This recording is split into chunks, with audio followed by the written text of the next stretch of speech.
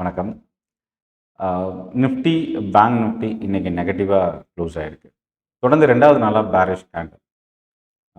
Nifty விட bank Nifty தான் ரொம்ப ஒரு குரூஷியல் ஸ்டேஜில் இருக்குது. ஏன்னா இந்த 58,500 டு 58,600ன்றது ரொம்ப ஒரு குரூஷியலான லெவல்.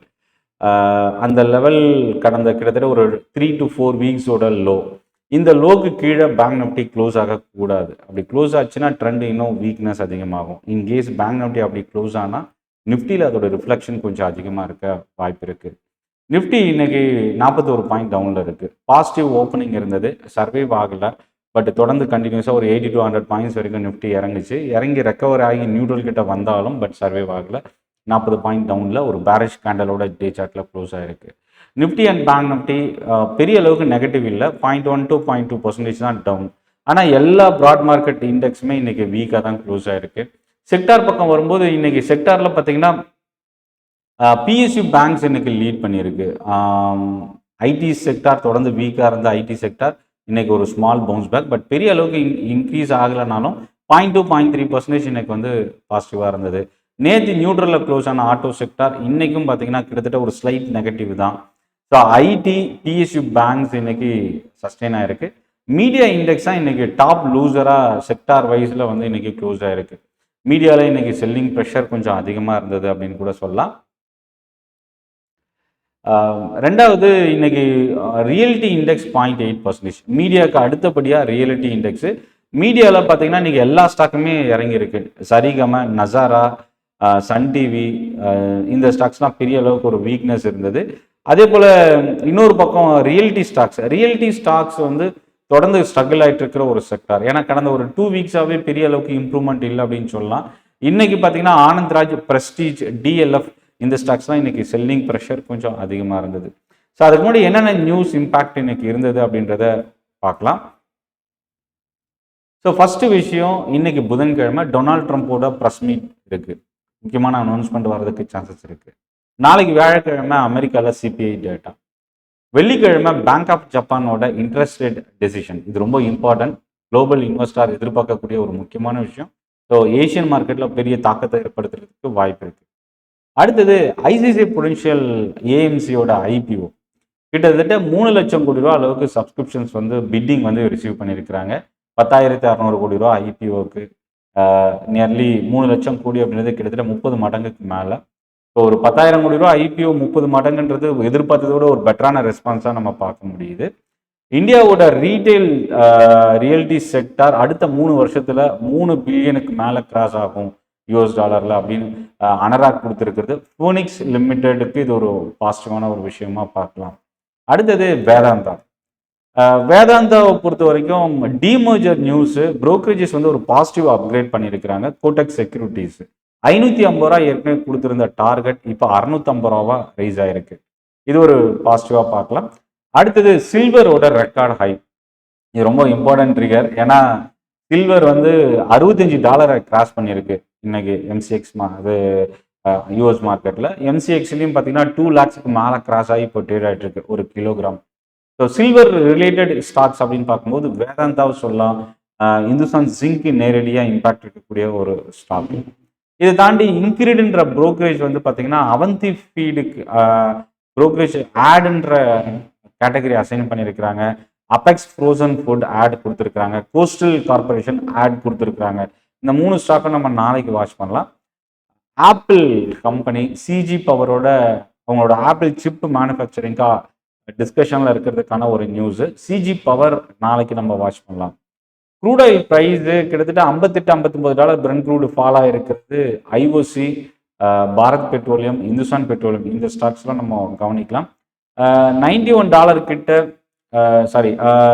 யூஎஸ்டி ஐஎன்ஆர் 91 கிட்ட கிராஸ் ஆகிருக்கிறது. ஐடி ஸ்டாக்ஸ்க்கு இது ஒரு பெனிஃபிஷியலாக பார்க்கலாம். ஸோ வரப்போகிற அடுத்தடுத்த செஷனில் ஐடி ஸ்டாக்ஸ் பவுன்ஸ் பேக் ஆகுமான்றதை வெயிட் பண்ணி பார்க்கலாம். டிசம்பர் 19 ஸ்ரீராம் ஃபைனான்ஸோட மேனேஜ்மெண்ட் போர்ட் மீட்டிங், ஃபண்ட்ரைசிங்கான ஒரு நியூஸ் இருக்குது. ஸோ மேபி இதோட ஸ்டாக் இன்னைக்கு ஓப்பனிங்கில் more than 2% ஓப்பன் ஆச்சு. பட் மார்க்கெட் ஃபாலில் பாசிட்டிவாக க்ளோஸ் ஆகிருக்கு. இதை தாண்டி இன்னைக்கு இம்பாக்ட் இருக்கக்கூடிய ஸ்டாக்ஸ் அப்படின்னா எஸ்பிஎஃப்சி, எம்ஐடின்ற கம்பெனி 1.25% ஷேர்ஸ் வந்து செல் பண்ணியிருக்கிறாங்க. ஓலா எலக்ட்ரிக், பவிஷ் அகர்வால் ஸ்டேக் செல் பண்ணியிருக்கிறது. நான் ரீட்டைல் செக்மெண்ட்ல ஓஎஃப்எஸ் வந்து ஐஓபி பேங்க்குக்கு கவர்மெண்ட் லான்ச் பண்ணியிருக்கிறது. லைஃப் இன்சூரன்ஸ் பாலிசி பஜார் இந்த 2 ஸ்டாக்கும் இப்போ 2025 இன்சூரன்ஸ் பில் அமெண்ட்மெண்ட் பில் வந்து லான்ச் பண்ணியிருக்கிறது. இந்த 2 ஸ்டாக்கும் நம்ம அடுத்தடுத்து வரப்போகிற செஷன்ல கவனிக்கலாம். இப்போ ஸ்டாக்குக்கு வந்து டைரக்டா என்னென்ன இம்பாக்ட் இருக்கிற ஸ்டாக், ரிலையன்ஸ் இண்டஸ்ட்ரீஸ்க்கு மார்கன் ஸ்டான்லி வந்து பார்த்தீங்கன்னா ஓவர் வெயிட் அப்படின்றத அசைன் பண்ணியிருக்கிறாங்க. டார்கெட் வந்து 1847 கொடுத்துருக்குறாங்க. ஸோ ரிலையன்ஸ் வந்து நம்ம கவனிக்கலாம். லூபின் யூரோப் மெடிசின்ஸ்ல ஏஜென்சிஸ்ல இருந்து positive opinion receive பண்ணியிருக்கிறதுக்கான news. Lupin ஒரு பாசிட்டிவ் இம்பாக்ட். எல்என்டி 2500 to 5000 கோடி ரூபாய்க்கான ஆர்டர்.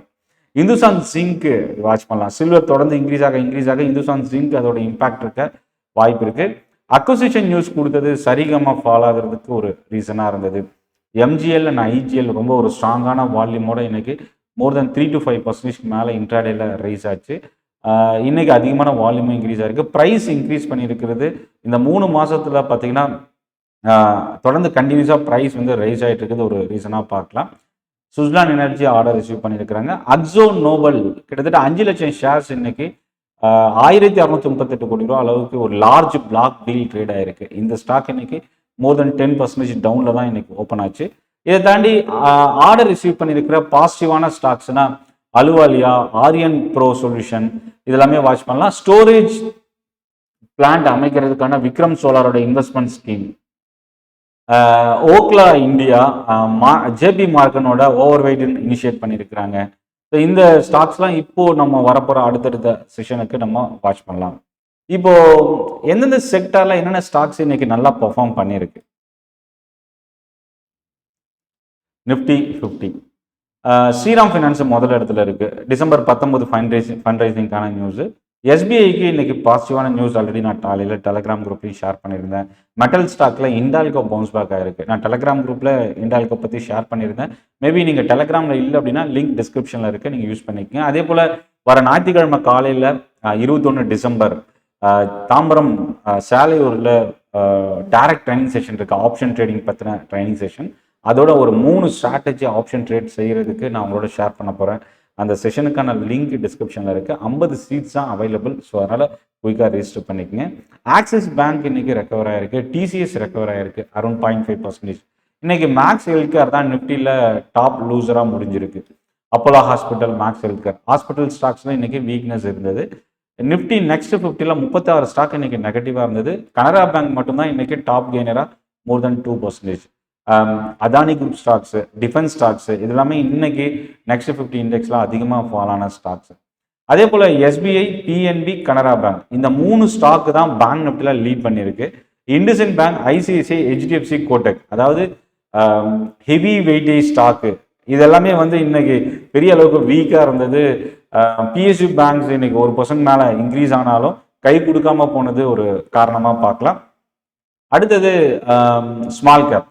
ஸ்மால் கேப்ல இன்னைக்கு 74 கம்பெனிஸ், 100 ஸ்டாக்ல 74 கம்பெனிஸ் இன்னைக்கு இறங்கி இருந்தது. அனில் அம்பானியோட ஆர் பவர் இன்னைக்கு top gainer. Swan Corp increase ஆயிருக்கு. Aditya Birla real estate, credit access இந்த ஸ்டாக்ஸ் தான் ஸ்மால் கேப்ல ஒரு பாசிட்டிவ் க்ளோசிங். ஓலா எலக்ட்ரிக் இன்னைக்கு 5% இறங்கி இருக்கு. நேற்று ஒரு பிளாக் டீல் இம்பாக்ட் இன்னைக்கு வந்து இந்த ஸ்டாக் செல்லிங் ப்ரெஷர். அதே போல டிஃபென்ஸ்ல டேட்டா பேட்டர்ன்ஸ், ஹெச்பிஎல் இன்ஜின், தேஜஸ் நெட்வொர்க், கேம்ஸ் இந்த ஸ்டாக்ஸ் தான் ஃபாலோ ஆயிருக்கு. பிஎஸ்சி மட்டும் கேபிட்டல் மார்க்கெட் ஸ்டாக்ஸ்ல ஒரு பாசிட்டிவ் ஓப்பனிங் இன்னைக்கு இருந்தது. பட் ஆனால் ஏஎம்சி ஸ்டாக்ஸ்ல பெரிய அளவுக்கு இன்னைக்கு கை கொடுக்கல அப்படின்னு சொல்லலாம். மிட்கேப் பக்கம் வரும்போது 71 ஸ்டாக் இன்னைக்கு நெகட்டிவா இருந்தது. 29 ஸ்டாக் பாசிட்டிவா இருந்தது. இதுல IGL, Mahindra and Mahindra financial services, bank of India இன்னைக்கு லீட் பண்ணியிருக்கு. பிஎஸ்யூ பேங்க்லையும் பேங்க் ஆஃப் இந்தியாவும் கனரா பேங்க்கும் லீட் பண்ணியிருக்கு. விப்ரோ இன்னைக்கு நிஃப்டி ஐடி இண்டெக்ஸ்ல ஒரு டாப் கெய்னரா இன்னைக்கு க்ளோஸ் ஆயிருக்கு. ஸோ ஓவரால் மார்க்கெட் ட்ரெண்டு எப்படி க்ளோஸ் ஆயிருக்கு. நிஃப்டி ஆக்சுவலாக பேங்க் நிஃப்டியை பொறுத்த வரைக்கும் என்னன்னா இந்த 58,500 ரொம்ப ஒரு குரூஷியலான லெவல். அந்த லெவலுக்கு கீழே க்ளோஸ் ஆகக்கூடாது. அப்படி க்ளோஸ் ஆச்சுன்னா வீக்னஸ் வந்து இன்னும் கொஞ்சம் அதிகமாகும். செல்லிங் ப்ரெஷர், பேனிக் செல்லிங் வரதுக்கும் சான்சஸ் இருக்கு. பட் நிஃப்டி தொடர்ந்து 4வது நாளாக ப்ரீவியஸ் ஹையை உடைக்க முடியாமல் இறங்கிட்டு இருக்கு. இன்னைக்கு 2வது நாளாக பேரிஷ் கேண்டல் ஃபார்ம் ஆயிருக்கு. நேத்தியோட லோவையும் இன்னைக்கு பிரேக் பண்ணியிருக்கு. ரொம்ப ஒரு குரூஷியலான லெவல் அப்படின்னா 25,650 கிட்ட ஒரு லோ இருக்கு. அந்த லோ தான் ரொம்ப ஒரு குரூஷியலான லெவல். அந்த இடத்துல இருந்து இப்போ கிட்டத்தட்ட ஒரு 130-140 பாயிண்ட் இருக்கிறதுனால மேபி நம்ம பெரிய அளவுக்கு இப்போ உடனே பிரேக் பண்ணுமான்றது ஒரு கொஷின் மார்க் தான். பட் ஆனால் பேங்க் நிஃப்டிக்கு தான் ரொம்ப ஒரு குரூஷியல் ஸ்டேஜ் வரப்போகிற அடுத்த செஷன் ரொம்ப கிரிட்டிக்கலாக இருக்க வாய்ப்பு இருக்குது. 58,600க்கு கீழே ஒரு 10 மினிட்ஸ் சஸ்டைன் ஆச்சுனாவே செல்லிங் ப்ரெஷர் இன்னும் அதிகமாகிறதுக்கான சான்சஸ் இருக்குது. பட் நிஃப்டியில் டே சார்ட்டை பொறுத்த வரைக்கும் செல் சிக்னல் ஆல்ரெடி ஜென்ரேட் ஆகிருக்கு. பட் இது ரிவர்சல் ஆகுமான்றது தான் ஒரு பெரிய question mark. Global news, global market, budget February announce பண்ண போகிறது, இதெல்லாமே அடுத்தடுத்த எதிர்பார்ப்பு இருக்கிறதுனால நிஃப்டி இப்போ ஒரு கன்சால்டேட் ஆகிறதுக்கான சான்சஸ் இருக்குது. டவுன் சைடு வந்து 25,000, அப் சைடு 26,000. இந்த 1000 பாயிண்ட்ஸ்க்குள்ள நிஃப்டியோட வாலட்டிலிட்டி இந்த டிசம்பர் முடிகிற வரைக்கும் ரீஜன் ஆகிறதுக்கான சான்சஸ் இருக்குது. ஸோ இந்த வீடியோ யூஸ்ஃபுல்லாக இருக்கும் அப்படின்னு நினைக்கிறேன். வர ஞாயிற்றுக்கிழமை காலையில் தாம்பரம் சாலையூரில் டைரக்ட் ட்ரைனிங் செஷன் இருக்குது. ஆப்ஷன் ட்ரேடிங் பற்றின ட்ரைனிங் செஷன். அதோட 3 டெக்னிக்கல் ஸ்ட்ராட்டஜி நான் உங்களோட ஷேர் பண்ண போகிறேன். ரொம்ப ஒரு ப்ரீஷியஸான ஸ்ட்ராட்டஜி ஆப்ஷன் ட்ரேட் பண்ணுறதுக்கு. அதுக்கான லிங்க் வீடியோட டிஸ்கிரிப்ஷனில் இருக்குது. ரிஜிஸ்டர் பண்ணி அவங்களோட சீட்டை இன்ஷூர் பண்ணிக்கங்க. நன்றி, வணக்கம்.